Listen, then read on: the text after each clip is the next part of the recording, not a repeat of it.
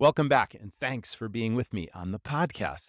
Super excited today. I'm speaking to a gentleman from Naples, Italy, who shares the story of the origins of pizza. Now, very few of us realize that pizza was invented in Naples, Italy, generations ago, and it is such a time-honored tradition where pizza making is revered and the craft of making really authentic Neapolitan pizza is passed down from great-grandfather to grandfather to father to son and so on. I'm speaking with Francesco Zimone, a native Neapolitan, and he is a ex-finance person turned movie maker turned pizzeria impresario. Now, he brought authentic Naples pizza to America. He's now got 4 locations, and this is all about the passion of food and quality and about tradition and about how you do things to really capture your audience's attention with a really unique offering. And I can share that sentiment because I did the very same thing. I was inspired 30 years ago to go to Naples, Italy. I was starting a wood-fired pizzeria, and that comes out in this story. So you got to stay tuned. Thanks for being with us. Thanks also to the sponsors this week. And if you haven't already, head over to restaurantrockstars.com/profits. I'm giving away the 3 ways you are killing your restaurant profit, immediately actionable ideas to increase your bottom line, plus a bonus restaurant assessment, really thought-provoking questions from the inside out to really dive deep into your business to improve all aspects of your operation. Get it at restaurantrockstars.com/profits. My gift to you. Now, on with the episode. You're tuned in to the Restaurant Rockstars Podcast. Powerful ideas to rock your restaurant. Here's your host, Roger Bodwin.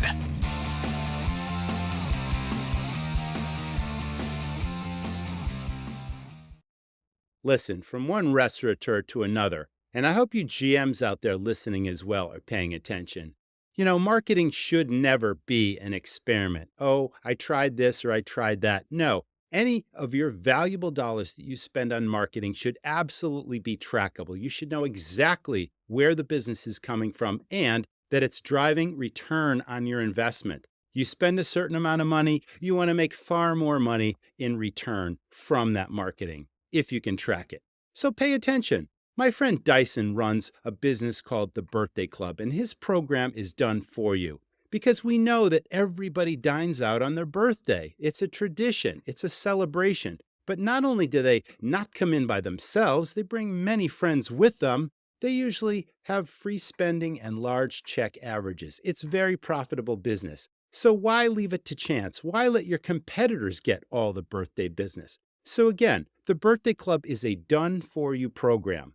All you have to do is check out www.jointhebirthdayclub.com/birthdayrockstar. It's a great program. If I still owned and operated restaurants today after decades, it's something I would definitely be doing. So check it out. Jointhebirthdayclub.com/birthdayrockstar. Running a restaurant is a marathon of management. You're constantly managing customers, employees, vendors, menus, marketing, and the list goes on. But don't forget the essential element, managing inventory, a crucial factor that can make or break your success. Listen, Sculpture Hospitality is the secret ingredient you've been missing. They don't just manage your food and beverage inventory, they blend expertise with technology. They take your inventory, sales, purchases, everything, and transform it into a roadmap for your restaurant's success, painting a vivid picture of your profitability. Their range of service options will meet your needs and your budget. Are you looking for a hands-on full-service solution using one of their inventory experts? Or do you prefer sharing inventory responsibilities, or even a self-service option? Well, Sculpture Hospitality's services are like a customized menu designed to your operation. Take charge of your bar or restaurant inventory today. Get a free, no-obligation inventory consultation from Sculpture Hospitality. Visit sculpturehospitality.com/rockstar and discover their inventory solution that matches your needs, your budget, and your success. Welcome back, everyone. Glad to have you here. Francesco, welcome to the show. Good morning, Roger. Such a pleasure to be with you.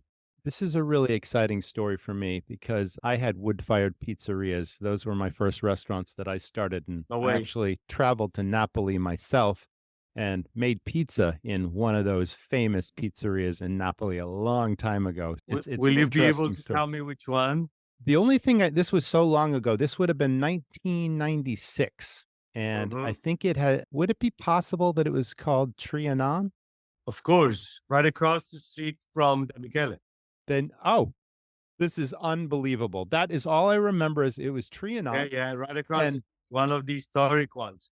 oh, that's wonderful. I lived in Milano for a summer back in 1988, and so I had some very basic Italian, and I walked into Trianon and I simply said, "I just opened a pizzeria in America, and I'd really like to do things the authentic Neapolitan way." Next thing I know, someone throws me an apron over the counter and says, "Come on back." And now I'm No making way. pizza and firing it in the oven, and I spent a couple of hours in this pizzeria, and that was a very interesting story, and I printed that on my menus and my pizza boxes. So I was really excited when you became a guest, and I'm really excited to tell your Let's story. see. What I find endearing about that is that being a Neapolitan, hearing a story like that one, it really shows why Naples is such a well thought concept as a town, as a culture, because we are exactly like that person who handed you an apron on that morning 30 something years ago. For us, sharing, living a life with people, enjoying the moment, and doing things together, it's what absolutely 100% goes beyond my idea of a pizzeria restaurant. And so I'm grateful that you told me that. Very happy. Let's talk a little bit more about the culture because it is not only a culture, but it's a lifestyle of Yeah. not only the Neapolitan people, but literally in Italy. Because I lived in Italy and I ate a lot of pizza, but Napoli is really where pizza was invented, where it began. And then obviously Napoli shared it with the world. But tell us a little bit more about what it means. I believe that the people that own these pizzerias, the people that make pizza, they're revered because this is a tradition that's passed down from generation to Yeah. generation, and there's such a proud tradition there. But you grew up there, so tell us about your Yeah. experiences growing up in Napoli and what that culture was really like. And like you said, it brings people together, and it's about the food, it's about the wine, it's about the neighborhoods, it's all those things. But I'd Yeah. like to hear from you. Our audience would love to hear from That's you. that's such a interesting question because, and I could go on and on in the sharing with you how proud of a Neapolitan I could ever be, but we're all like that, right? Born in 1973, Christmas Eve, I'm basically turning 50 in about 10 days. It's a regular family in Naples, mom and dad, one brother. As everybody in that town, you got aunts, uncles, everybody lives there. You got large communities. You got people always together. On a regular weekend day, you go eat a pizza with your dad, and maybe dad takes the two kids, maybe go the whole family. Maybe you go for lunch, maybe you go for dinner, and if you go for pizza, it's basically what now in United States we say we go out for dinner. For us, going out to have a pizza is a much easier way than going out for dinner. And not only economically speaking, but because we're all chefs at home. We all have moms that cook so well. So then there's the dinner out, the Sunday lunch out with the extended family, uncle, aunt, out of town in the Amalfi Coast. It's more like La Gita, the way of going out of town, spending the day with grandpa, everyone. But normally on a daily basis, you go eat at this pizzeria or somebody told you that that new pizzaiolo does that pizza. So you gotta try. It's the same thing we do. The mom of my body makes the perfect Genovese. Oh, everybody at school knows that the mom of this guy makes the phenomenal lasagna. So this is how Italy is all about, right? It's that old school beautiness that comes together with the fact that spaces is limited. It's more of a New York, but in Italy, right? You live in a building, you talk to people, you put your clothes outside the balcony and you say hi to the neighbor across the street. So you don't have a white picket fence. You don't necessarily say hi all to a couple of neighbors or the people on the same street. So growing up for us, the pizza is it's literally culture. That's why when we come here with our folklore, with our way of being, and whenever we get asked question of this level, we always say, dude, it's about love. It's about being together. It's about, I get texts and calls from my business partner, Michele, which is the pizza guy, right?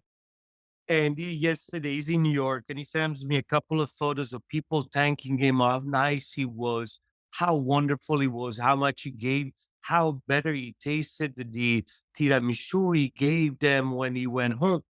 Because that's exactly what we do. That's what pizza, that's what Neapolitans, that's how we embrace the projects, that's how we live our life. That's how Americans, when they travel, you first go there and they're like, wow, people are just amazing. There's happiness everywhere because we have less, but we own more. And that's probably philosophically speaking, and again, I said it at the beginning, so I got my own disclaimer that I could have taken that answer in any place I wanted. Yeah.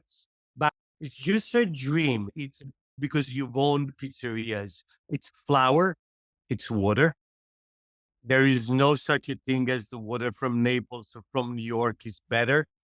That doesn't work. It's just flour, yeast, water, and then there's the capacity of the pizza maker to decide what kind of hydration, what kind of how much water content you want, what kind of products you want to use. It as a flour, and at the same time also as tomatoes and cheese. Because let's be honest, pizzas should be very limited numbers of pizzas, which is margherita, marinara, margherita with prosciutto cod, margherita with the funghi, capricciosa, margherita with spicy salami, margherita with anchovies, marinara with anchovies.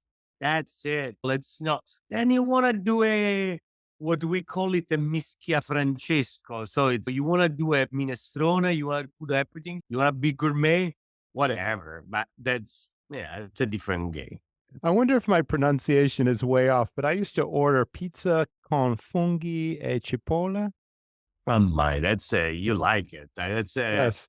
a good one. But these are there's a lot of old school. And when I say old school, I'm talking about grandpa and grandma back in war. It's the onions cipolla would be the most poor dish you could find. And then the fungi would be a little gift to it. I think Yeah. pizza should really have 3, 4 ingredients at the most. Mm. What I found that it is spectacular, I've noticed such a big change in the American appreciation of quality in the last 10 years. That is the open mindedness of Americans towards products that I still get a review here and there that says everything was spectacular and the pizza at the center was a little bit soggy. The Michele pizza is a 16 inches singular person pizza made with very soft, like a blanket. So it's not Romana that is crispy. It's not thick. It's really like a particular product. It feels almost like spaghetti when you have it because you need to fold it, you give a big bite, explodes. That's Great right. product. Hold it, of course. That's wonderful. So let's talk a little bit about your story because I understand that you worked in finance for quite some time. Did you come back to your roots of pizza after a finance career? Like, how did you get back into pizza and then bring the concept of that traditional pizzeria in Italy to the United States? That's so Yeah. fascinating. Obviously I try my best to so consider that again, I was born on Christmas Eve, right? I'm a first child of a family. Yeah. I guess I'm a dreamer. I start with architecture. I ended up being in finance in London, Bloomberg, and a company. End up getting corporate finance in Los Angeles with the Lionsgate films moved to Universal. I'm about to produce a movie with Universal, but then Knocked Up comes out Amazing. and my movie doesn't get made anymore. I figured out my last name does not have a Stein at the end. So I probably not going to be a big producer in Hollywood. You never know. And my patience back then it's basically literally zero. And I don't like to wait for other people or people to tell me, hey, you need to start from the bottom, take the dog for a pee, for a walk. So I'm like, I'm done with movie business. It's Mhm. okay. Okay. And I like people and I just want to be with human beings and talk to people. So I decided to take a job with Barilla, the pasta Yep. company, Familiar with it. and to launch their culinary school called Academia Barilla. So all Michelin star chefs, top of the top, win Las Vegas, every big chefs that nowadays we celebrate. And I find that my love for people is just really cool. I just love people. I just want to be with people. I just have a great time. I almost forgot that I'm a Neapolitan guy and I just like to be with people. I just want to spend my time out with people, having great time. And then one day, the longest possible, I'll die happy. I don't need to possess that much.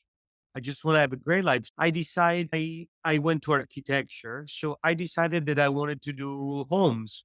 And altogether, I realized, you know what? I'm a single guy here. I want a family. Probably should go back to Italy and go to the streets of Trastevere. Like all the Americans tell me, "Hey, what are you doing here in America? Go back. It's so beautiful your country." So I'm like, these people might be right. There's something tangible about being in Italy, how beautiful. So I'm like, okay, you know what? I'm gonna give myself another shot. I'm gonna open a restaurant. So I convinced the Da Michele family to open a restaurant together. And I told them, I'm not going to do a straight pizzeria. I want a restaurant. I want it super beautiful. I'm all about mid-century. I design homes in a certain flavor and level. I want to upgrade the idea of pizza, but I don't want to lose my roots. And I do not want to make a project that is an expensive project. I just want to do something that when you walk into, you say, oh, I feel strangely comfortable inside here. I feel like I'm home because you walk into a restaurant and if it's a two Michelin star or three Michelin star, you got to look at the food and you have to just really savor every bite. And I find it quite annoying. I can go once per millennium, right? But if I go out, I just want to be out and talk to people, having a good time, party kind slowly, but just having a good time. Yes. I want to go home and say, wow, I had a great night. Those guys are really cool. Trust me, that's my ideal business. So I designed a restaurant that feels like a home. You walk in and you're like, okay, that's fine. These are how we invited these people. So our hospitality level is different. We talk to people, we go to the table, we let them know who we are, we ask who they are. We, if somebody says, what do you suggest?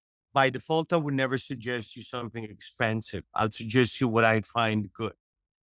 I designed the menus in a way that every single dish gives you an opportunity to taste something, right? I believe the movie business, I believe the finance business are the initial color that I put on the canvas to eventually end up being a restaurateur.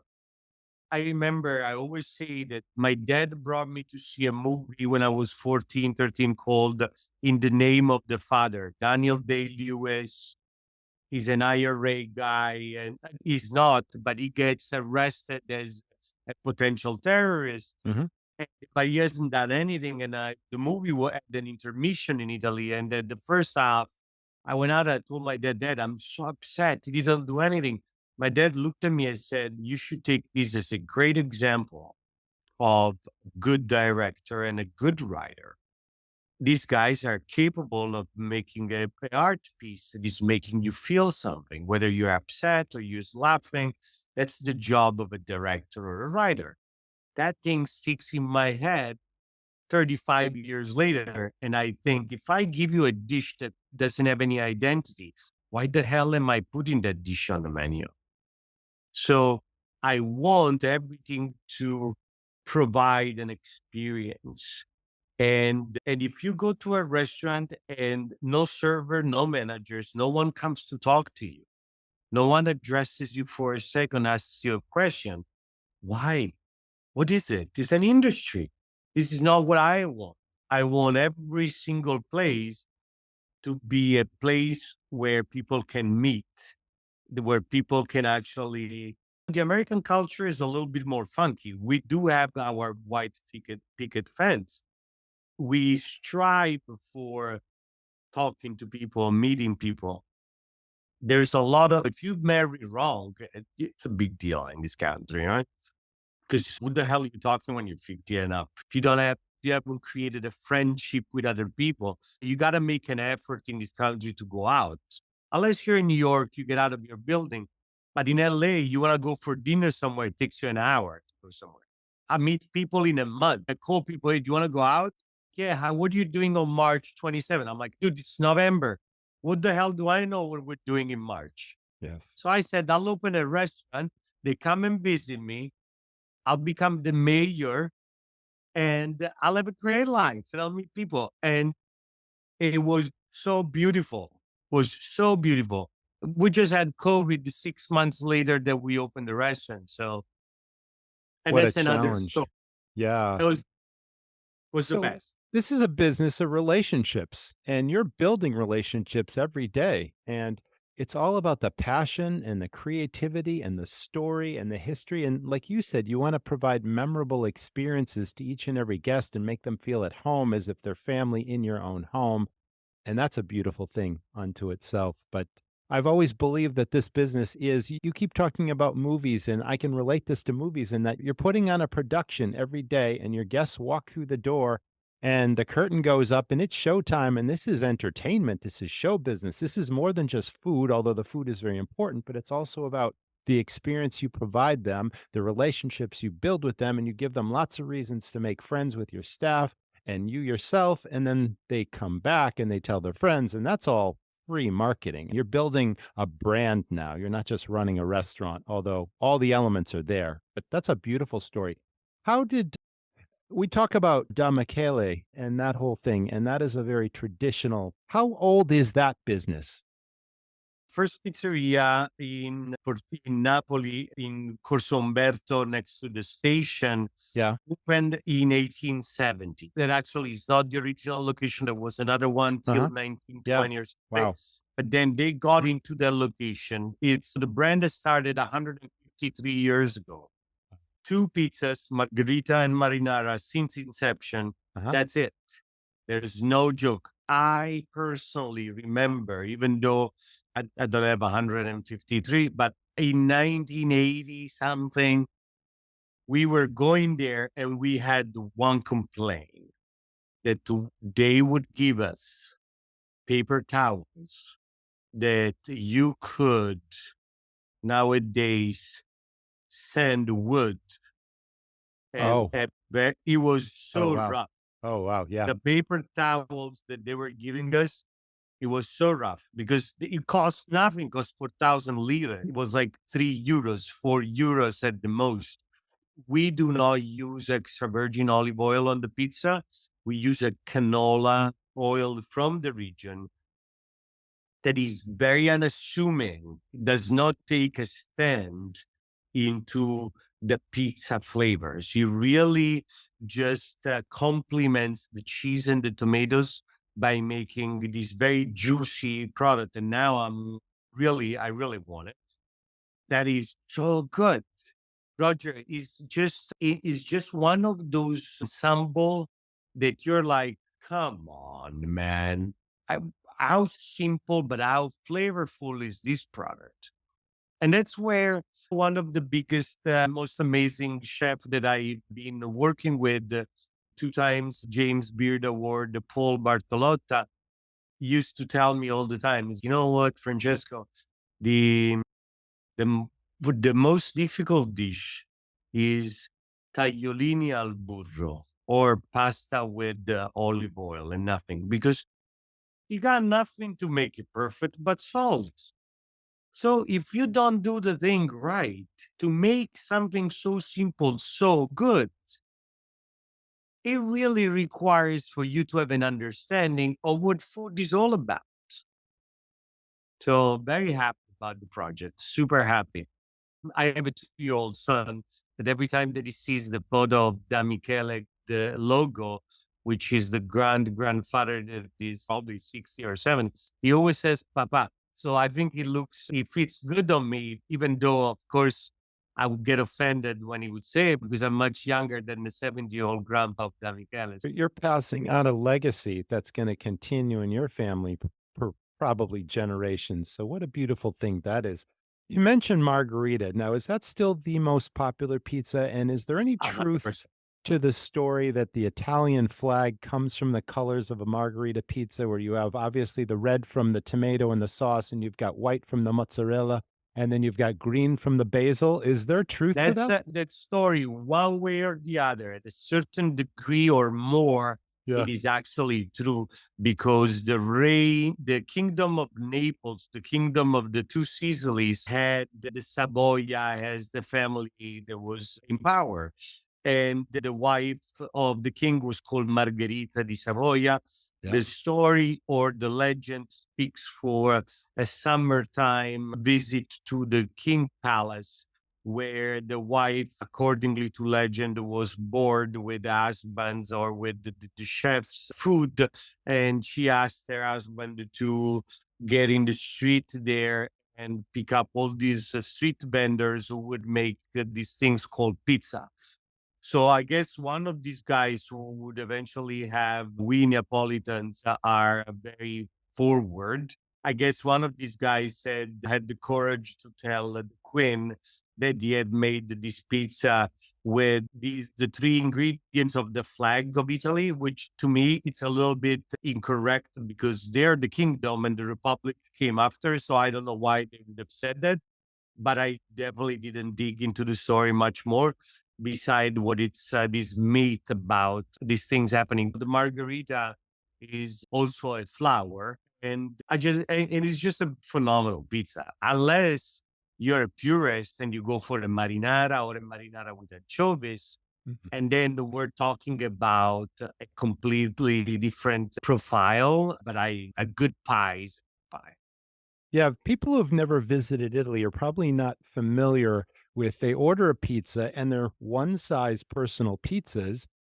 You don't cut them, you give people a fork and a knife, and here you come to America and they got the pizza cutter and it's all divided into slices, and that's a differentiating factor. But obviously, you're doing things the authentic way in your pizzerias, Well, right? You give them a fork we and a have, knife, or do you cut it? we've been forced. Oh, You are what, to a certain degree, you need to understand the business as well. It's having one restaurant is one thing. Now I have three opening the fourth one, uh-huh. which for a normal dude like me without an institutional investor behind to open restaurants that are anything between 6,000 and 9,000 square feet in New York and LA, Those are it big restaurants. Yeah. Wow. I have no idea, Roger. Really have no idea why, how I did, and I'm doing what I'm doing, and it's probably unhealthy because this is my third restaurant in 12 months. It was a bet that I made with a big producer at Netflix. I asked him why that he should produce a documentary on me building 3 restaurants without any money. And he laughed. And I'm a stubborn Capricorn. So I signed up 3 locations and now I'm opening 3 restaurants, but never, ever again in my life, I'm going to Wow. do any of this ever, especially after COVID. And also, I need to have, I cannot deal with general contractor and landlords. I cannot do this business anymore. I need to just step out of building restaurants. But I love it. The I know. spaces I are got it. so It's beautiful. it's in your blood. I know. I love it so much. So, Becomes the identity, right? It's like my my pizzerias were my identity. It's who I was as a person. it is, and you go, and it's just you go back, and you go above and beyond. You just really, and you vibrate like your clients. And you just Yeah. love people, and people come there, and they just want to. I got no business in being any sort of public character of any sort. Couldn't care less. We never wanted to be any of that. I'm just very happy about the fact that I was able to create a community of friends, somebody who cares of the bullshit that I Yeah. say, and it's or always become my friends because they relate with being normal people and enjoying life. So this is great. I'm very happy. We love the idea of depression. Just the happiest about creating a community. They're all different. I got not. They always tell me, "What about the brand identity?" What were we talking about here? Who cares about? I don't need any brand identity. The only brand identity we do is we, I would sometimes I think, are you kidding me? Our servers in the restaurant, they're like the people I love, the bastards that don't speak English. I love these people. You know why? The servers, for example, I think they do the best job on the planet. I told them all the time, please smile, please talk to people, please have fun with people, please offer a dessert when it's needed, please do whatever you want, have fun, enjoy your 5 hours there. But when I get other people that eventually work in the kitchen or as masters that they don't speak a perfect English or they're just foreigner Yeah. like me, Mhm. I look at these kids and I'm like, damn, these kids look at me like a big brother or a father. And I just go there and I want to let them know, like, you have an opportunity. I come from nothing. I sold my 401k to do this. I had worked for 15 years in US. I raised 300,000 in my 401k. I traded my 401k all the way to almost $1 million. And I took the money out 15 years before and I put it in the first restaurant. And I say to people like, I have no idea what I'm doing, but if you want something, just do it. And I see these kids that they're like, I thank you for me. That's a big win.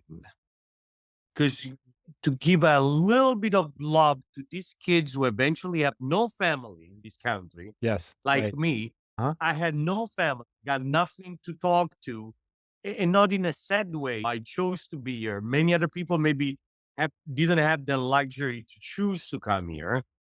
To be able to provide, we offered about 45 loans to our employees in the first 2 years that we were open, and we had COVID. Beautiful. So beautiful, man. Just 1,000 here, 1,000 there. And you know what?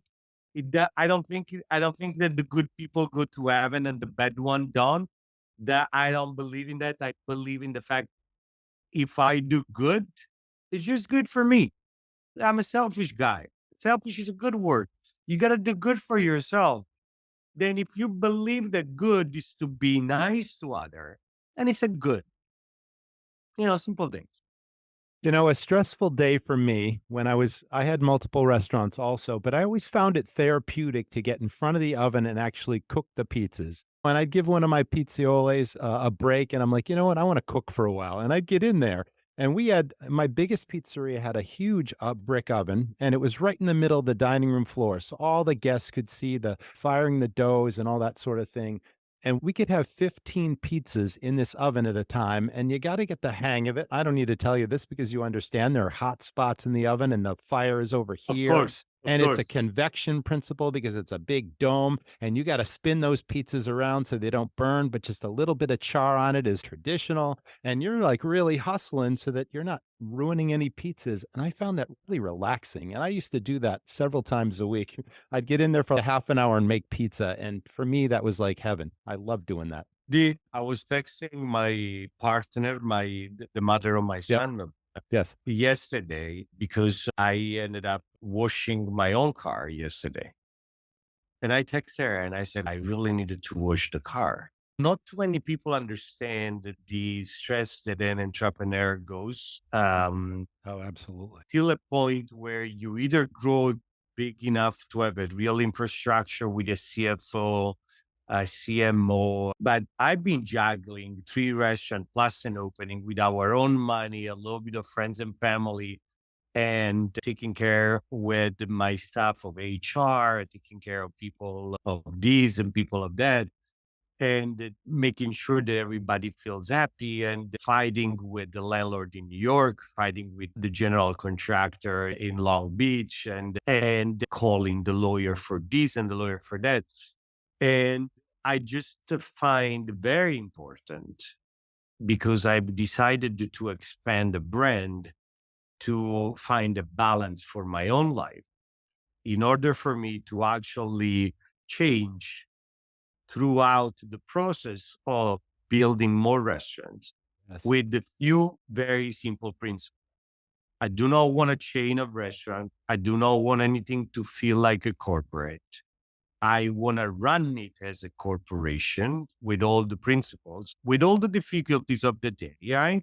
The new laws for she or her and him or they, new laws of like this and the new laws of many hours or many things.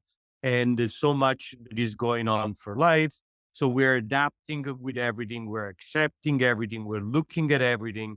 We are open-minded about a lot of principles, and I believe the best we act as a corporation to with our employees, and the more we retain the right people. It is a very tough project to be able to grow a company and maintain it healthy and beautiful because it's the same story of the greenest grass where you put your attention. So if I always see that when you sell a company or when you sell a piece, then you always see that things change because you sold, you're out of it. So I don't want any interest in getting out of it. I just want to have a company with principle. I live my life business wise as a basketball coach, which was something very different to me because I'm a soccer fan, right? If you're winning 3-0 and it's 3 minutes to the end, you won, right? In basketball, if you're 10 points ahead and there's 50 seconds to the end of the game, the coach is still going to call for a timeout. You're like, why the hell are you calling for a timeout? There's 50 seconds. They're never going to make those 10 points. No, they can make. So I believe in full attention 100% at all times. We are in a service industry and we need to provide the people with an experience. And the only way to manage your staff in a way that everything is always done to the nines is to put a little bit of pressure. So I love the idea of where we're going. I really, of course, I understand that the challenge is that after COVID and with the inflation, the market went down drastically. But I really feel very proud of how our clients have been loyal to us and our sales didn't really get a ginormous effect as I am hearing around. It's a very appealing concept. And just the fact that you are a personality in your businesses and people love the way you've created your business and the people that you employ. Do you do anything special with your staff in terms of training them and bringing them up to the culture of Napoli and just so that they can impart not just the food to the guests, but also the whole experience? This year, give your team the gift of Pop Menu AI Answering, a simple solution for phones ringing off the hook. AI Answering handles calls 24/7, 365 days a year, so your staff can focus on in person guests. Customize your greetings and responses, answer common questions, promote specials and events, and send follow-up links to ordering and reservations. AI answering handles it all while escalating more complex conversations back to your team. Now, never miss another tasty revenue opportunity. Pop Menu is the marketing technology platform designed to make growing your restaurant easy. Discover more AI restaurant tools that turn your to-do list into an already done list. Request a demo today, and my listeners for a limited time will get $100 off their first month, plus lock in one unchanging monthly rate. Go now to popmenu.com/rockstars. Again, get $100 off your first month at popmenu.com/rockstars. Yes, I think, Roger, we did something super cool, but honestly, we didn't even know why, how. Okay. Yep. What happened was when COVID hit, we were open for 7, 8 months. And so I was like, imagine a guy in a storm that had just opened a 6,000 square feet restaurant. Yeah. And I, with no advisors or anyone. So I was like, what the hell am I going to do now? Should I send everybody home? So I retained the entire staff. And then on the second lockdown, I looked at the beautiful lady and I asked her, I said, Amore, we cannot lose the money again, like on the first lockdown. Right. Yes, there's a talks for some funds that the state will give us, but I cannot put the company to zero cash in the bank.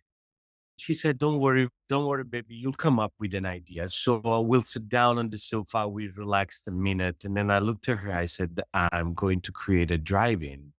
So we created a drive in our parking lot and we provided people with the park stalls so they could make a reservation with their own car, bring their family in the middle of November and December 2020, when there was depression to a level unprecedented. And people loved us because we would deliver the food outside their car with the whole mask, everybody's about to die, and they would pick up and they would get close. They'd get in the car, they would turn on their radio to a station. And then out of that, Roger, we got Disney Plus that called me and said, we won your lot to launch Disney Plus. LA Times wrote an article on me. I was like, you gotta be kidding me. So when we did that, I realized, I'm like, Francesco, in one of those conversations I have every once in a while when I look at myself in the mirror, I said, you have to stick with who you are and what you do. And this is your call. So our training with our staff is basically a very boring version of me telling them how much I freaking love people and how much they should be happy of being in this industry. And if they don't believe in service as the idea why you're in this business, you shouldn't. Because we look at every single review, we respond to every review. We on Yelp, Google, on Resi, on OpenTable. Anything a customer comes to us, we just go for it and we'll just call back, apologize if there's a mistake. But now I have ambassadors. Now my staff is a true ambassador of what we want. We all breathe the same way. And that's just exactly what I love about it, because in the same spirit of being Neapolitan, when we were saying at the beginning, you don't necessarily have to be rich in order to have a great life.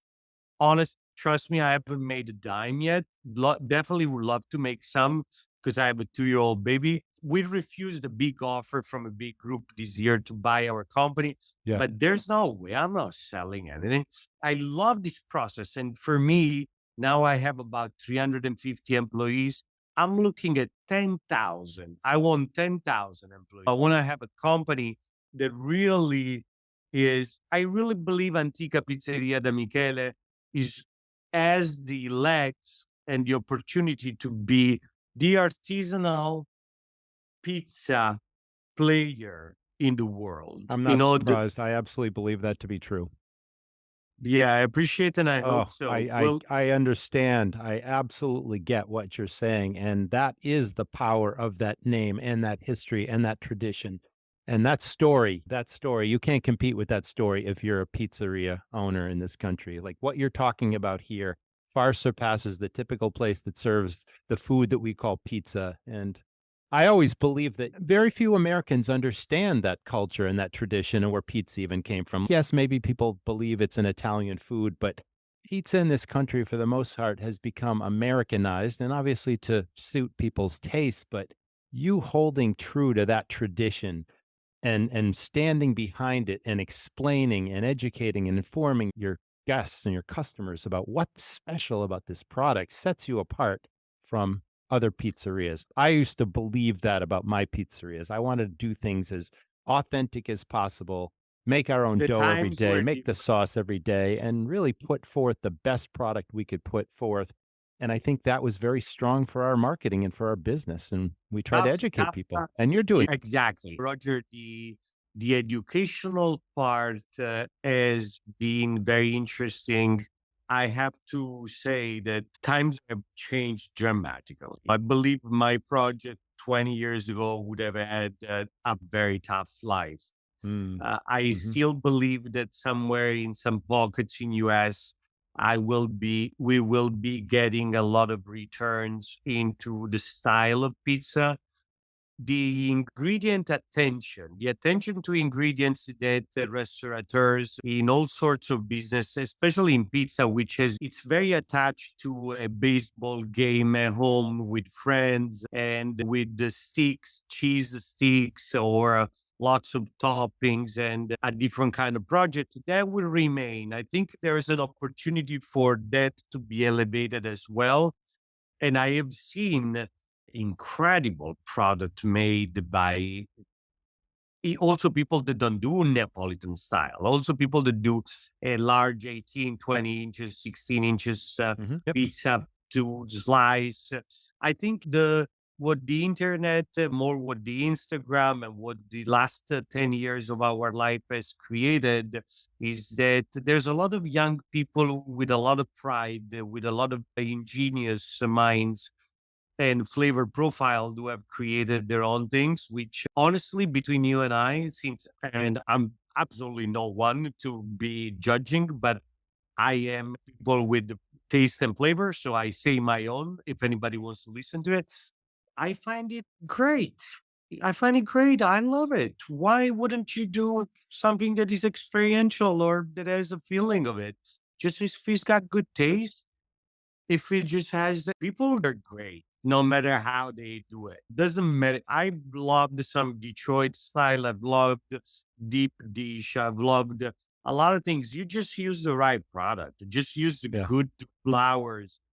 Just honestly, the Roger, I find it bad when you get some terrible processed cheese and a crazy amount of pepperoni with oil and put mayo and put other things. And then you show these things on Instagram that they got 20 million likes for something that should give you a heart attack. Come on, people. Yeah. Are you kidding me? Yeah. Meat lovers. The oil of the pepperoni, you retake it and put it on top, you recook it on something. Dude, this is bad for you. Exactly. For everyone and anything. It's all Yeah. good. I love a simple product. I love a simple product.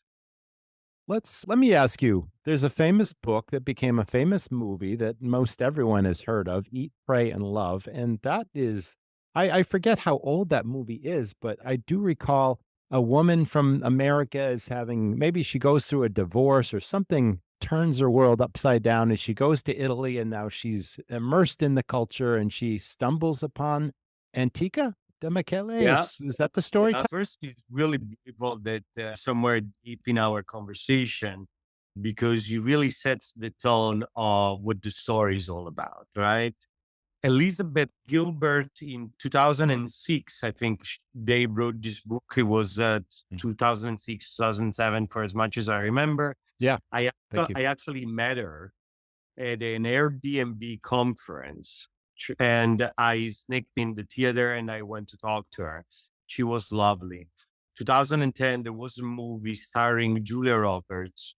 I think that Michele should make a statue to Elizabeth Gilbert and Julia Roberts about it. I like a really big statue, not like a normal, something close to the Statue of Liberty. Oh, in wow.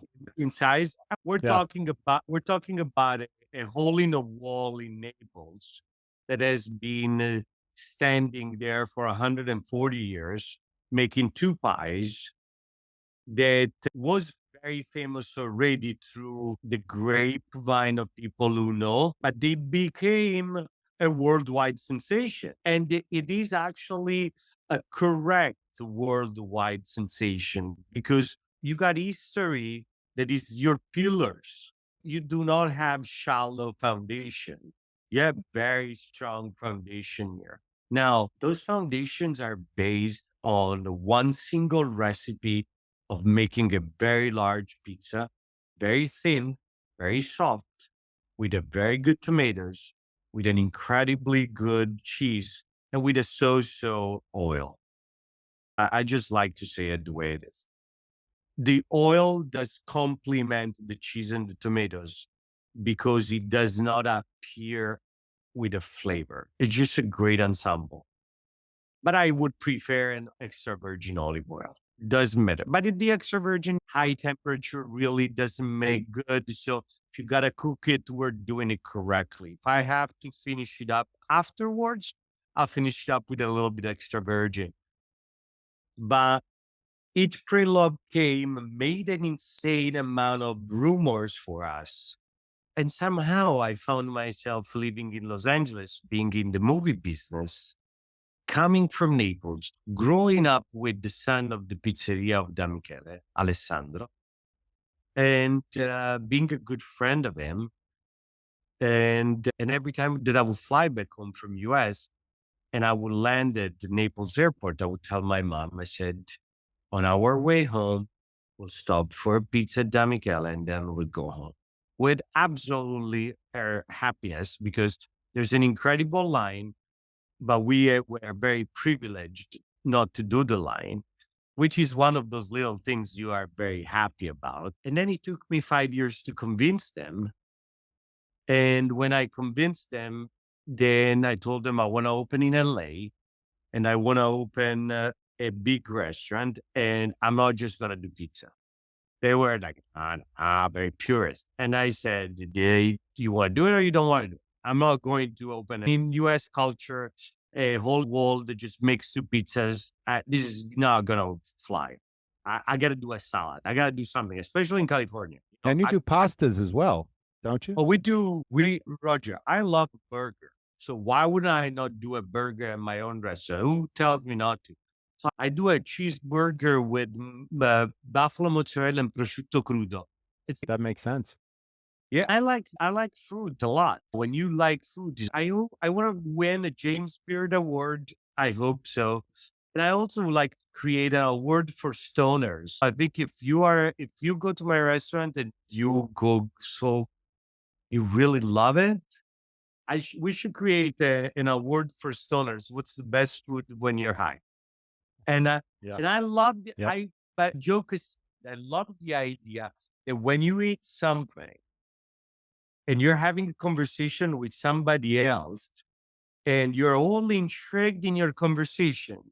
And one thing that I love about my restaurants is no one is on their cell phone. And that's my personal achievement. I love it. No one is ever bored on their cell phone. But I've been many times at dinner with friends, or I've seen people that they're having dinner, they're having the best time. And while they're talking to someone at the table, then they like, dang, this is good. So being interrupted in your happiness by how good the food tastes, now I'm winning. So that's what I want. I want you to have a great time. I want you to feel at home. I want you to find the food amazing. And I would rather be much more happy if the morning after you sleep at night, there's no food on your stomach because we didn't add too much yeast or we didn't add too much salt. And you don't need to drink a lot. You just need to wake up healthy and say, I had a great time last night. Now I won. Wonderful. That's what I think are the pillars that Yeah. I don't see. I go out and then I come home and I'm like, hey, babe, I just need to stay up for another hour because I got to digest. That's to me a bad answer. That's to me a bad meal. I think I'm getting a little old. It's the old school guy, you know? I'm old school as well. I totally can relate to everything you're saying. You have Hollywood and you have Santa Barbara and New York City, and now you're opening Long Beach, and that's coming up soon. When do you open Long Beach? We're having gas installed this morning. Right, So right. we're going for final fire marshals next Oh, week. so you're right around the corner. It's happening Right. now. The, Oh. the between Christmas and New Year's Eve, we should be open. So we talked about the power of this brand, and I heard, okay, how did I ever get into this? And now I've got 4 locations. Are you going to continue to grow this and bring it around the country, if not the world? What's your big plan? My God, it's like, If you could look 5 years into the future, where do you see Antica? I'm so battled. I'm so battled. There's a very big internal battles, man. I promised myself this will be the last one. Mhm. I want to spend time with my son, with my Yeah, family. But I also have looked at my decision as at the right condition. I would really, really like to continue. maybe you will. I would really like to continue because it is a mission. For me, is our time in this life is limited. How do we spend it? It is so important, right? I make sure that every morning I'm at home and every night I'm at home so that I can say, because I got to the family party late. I had a baby of 47. So I love my son so much. I just want to spend time with my son, right? And when I go to New York, I FaceTime him every morning, every night. And Beautiful. it's just a dream come true, right? Yeah, So it's just a dream. It's just the most beautiful thing. And my partner, she's adorable. She's great. She's a beautiful mom. She's just fantastic. you have a happy Uh, life. It sounds great. I it's remember when a, my kids were little. I don't need to tell you, but enjoy every moment, and you obviously do, and you don't neglect the times that you spend with your son. I remember when my kids were 4, and now they're, boy, 16 and 18, and, you how know, beautiful is that, man? now It's they're like driving, they're and just they're off so on their cool. own, and it's still very close family life. They're wonderful kids, and my wife is beautiful as well, and we have a great family life, and it's Most amazing, beautiful. but it does This go is by so, quickly.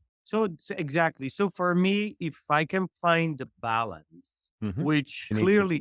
it clearly does change depending on your goal in business.